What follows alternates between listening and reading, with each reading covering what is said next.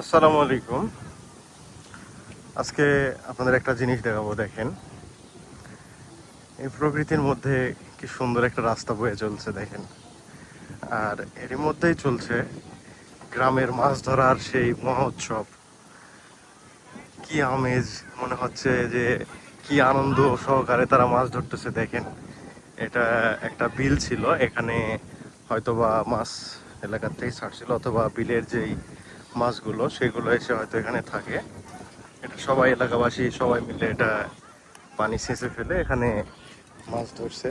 এ বাবা, রাস্তা যে কাদা! কি মাছ এগুলো? শিং?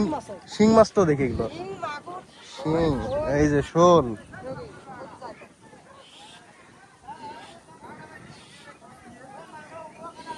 কি আনন্দ সহকারে সবাই মাছ ধরতেছে। মাছ ধরার মহা উৎসব যাকে বলে।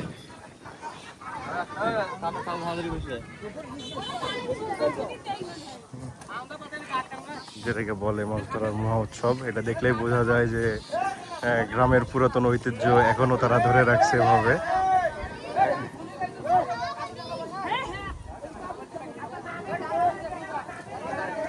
সবাই চেয়ে রয়েছে কখন একটা মাছ বের হবে আর সবাই কাড়াকাড়ি করে ধরবে।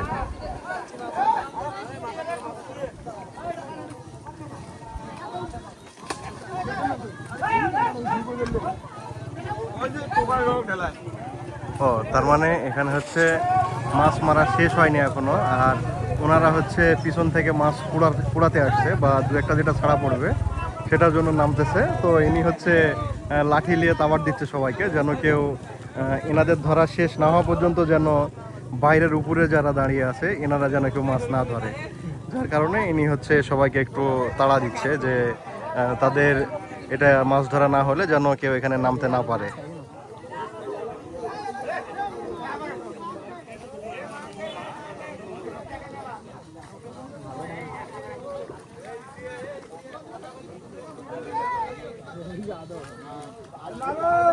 এই যে চুরি করে একটা ধরে নিল পুচুত করে, এই যে কোথায় রাখে দেখেন।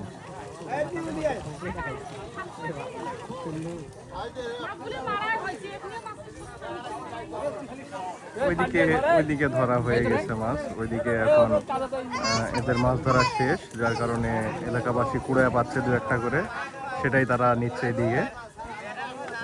এই পুকুরের ওই পাশেও আছে দু একজন দেখা যায়, যে এক মুরব্বী। আর এখানে তাদের হচ্ছে মাছ ধরা চলতেছে এখানে।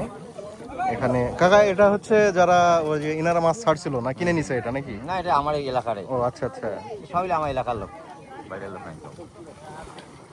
এলাকাবাসী সবাই মিলে ধরতেছে ভাবে। হ্যাঁ, সবাই। আচ্ছা আচ্ছা,